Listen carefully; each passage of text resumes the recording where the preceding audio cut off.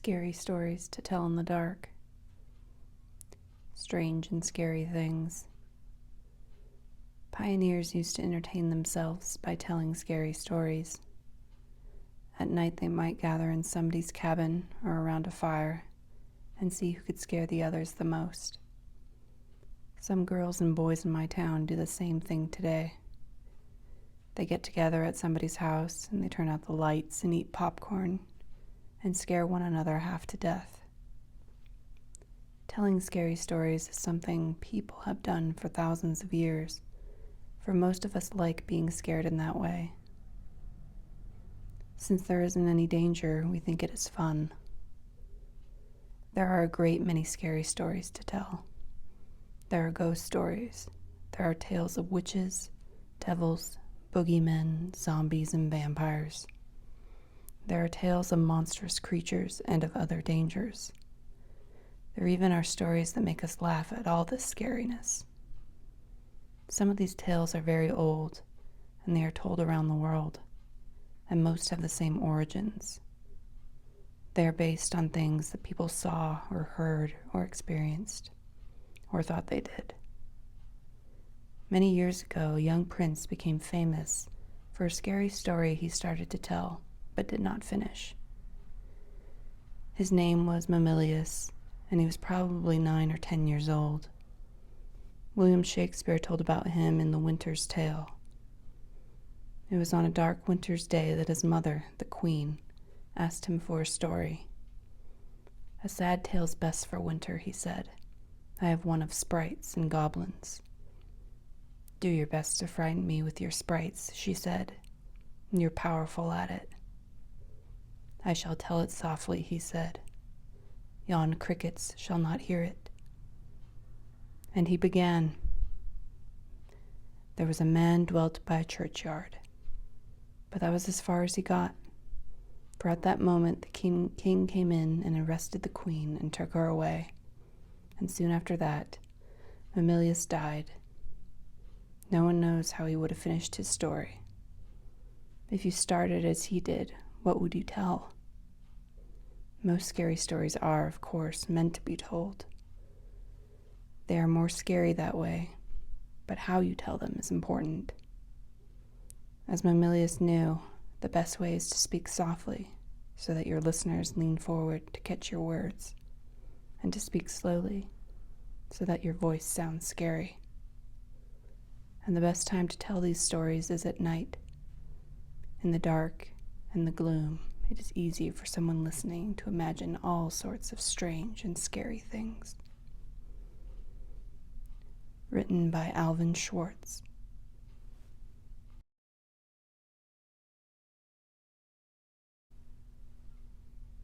The Big Toe. A boy was digging at the edge of a garden when he saw a big toe. He tried to pick it up, but it was stuck to something. So he gave it a good hard jerk, and it came off in his hand. Then he heard something groan and scamper away. The boy took the toe into the kitchen and showed it to his mother.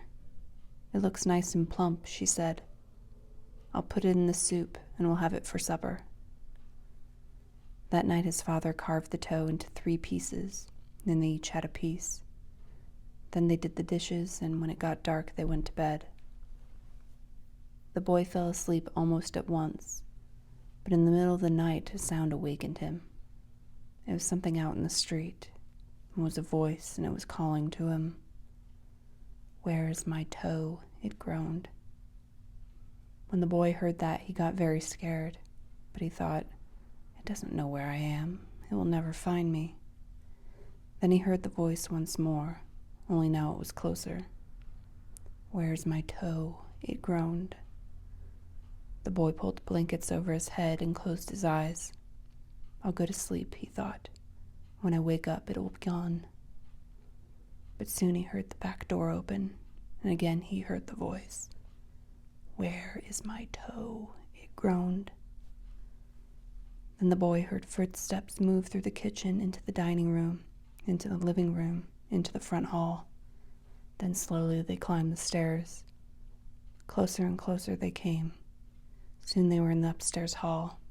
Now they were outside his door, "Where is my toe?" the voice groaned. His door opened. Shaking with fear, he listened as the footsteps slowly moved through the dark toward his bed. Then they stopped. "Where is my toe?" the voice groaned. "You've got it." The big toe also has another ending. When the boy hears the voice calling for its toe, he finds a strange-looking creature up inside the chimney. The boy is so frightened he can't move. He just stands there and stares at it. Finally, he asks,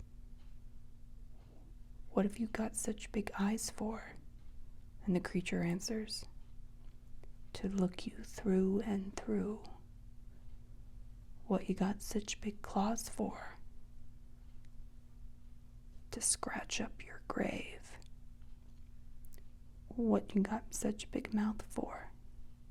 "To swallow you whole." "What you got such sharp teeth for?" "To chomp your bones."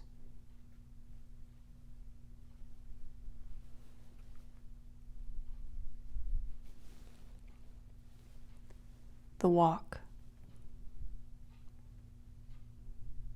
My uncle was walking down a lonely dirt road one day. He came upon a man who was also walking down that road. The man looked at my uncle, and my uncle looked at the man.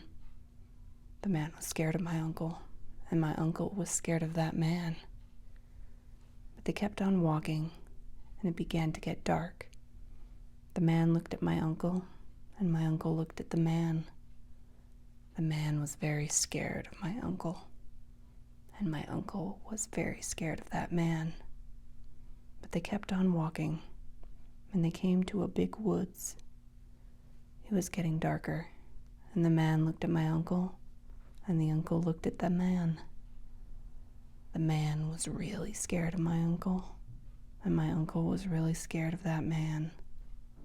But they kept on walking, and deep down into the woods they went. It was getting darker, and the man looked at my uncle, and my uncle looked at the man. The man was terrible scared of my uncle, and my uncle was terrible scared of.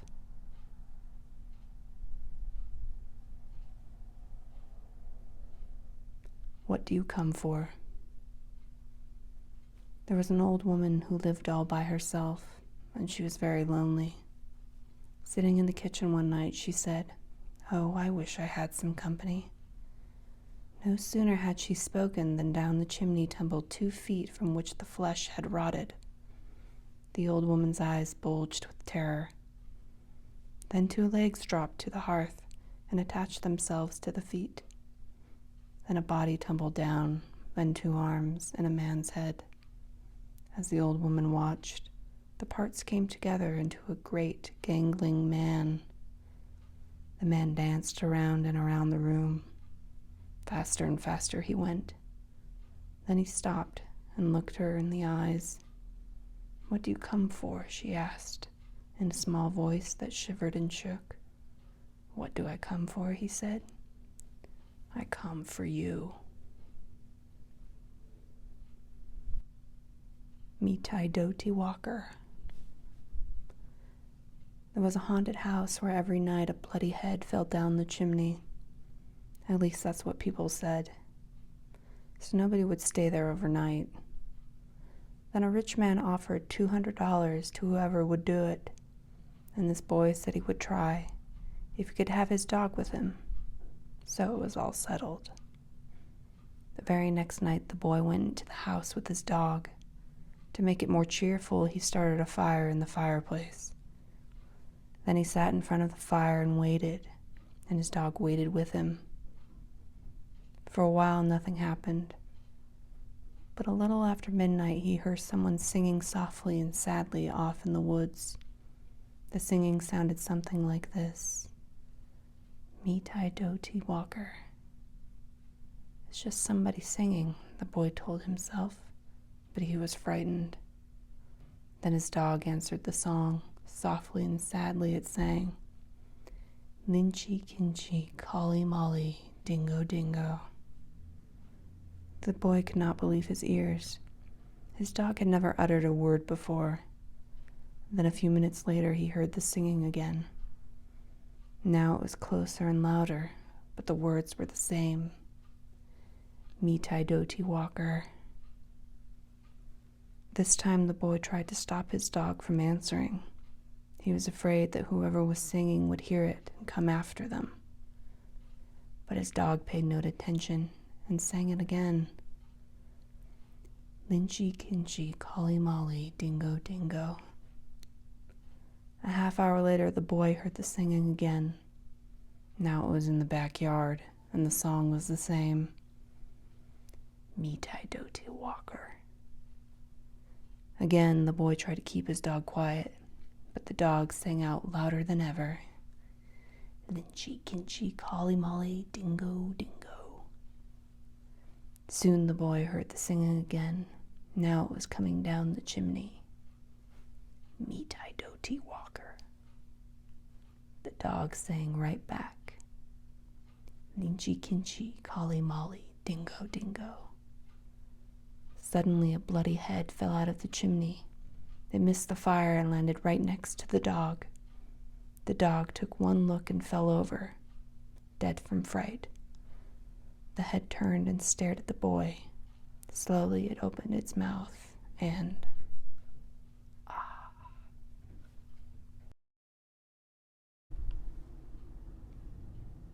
A man who lived in Leeds. Some say this rhyme doesn't mean anything. Others are not so sure. There was a man who lived in Leeds. He filled his garden full of seeds. And when the seeds began to grow, it was like a garden filled with snow. But when the snow began to melt, it was like a ship without a belt. And when the ship began to sail, it was like a bird without a tail. And when the bird began to fly, it was like an eagle in the sky. And when the sky began to roar, it was like a lion at my door. And when the door began to crack, it was like a penknife in my back. And when my back began to bleed, I was dead, dead, dead indeed. Old woman all skin and bone. There was an old woman all skin and bone who lived near the graveyard all alone. Ooh. She thought she'd go to church one day to hear the parson preach and pray. Ooh. And when she came to the church house stile, she thought she'd stop and rest a while. Ooh.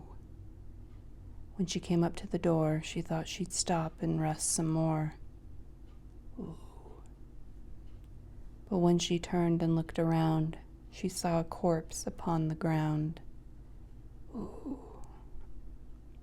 From its nose down to its chin, the worms crawled out and the worms crawled in. Ooh. The woman to the preacher said, "Shall I look like that when I am dead?" Ooh. The preacher to the woman said, "You'll look like that when you are dead."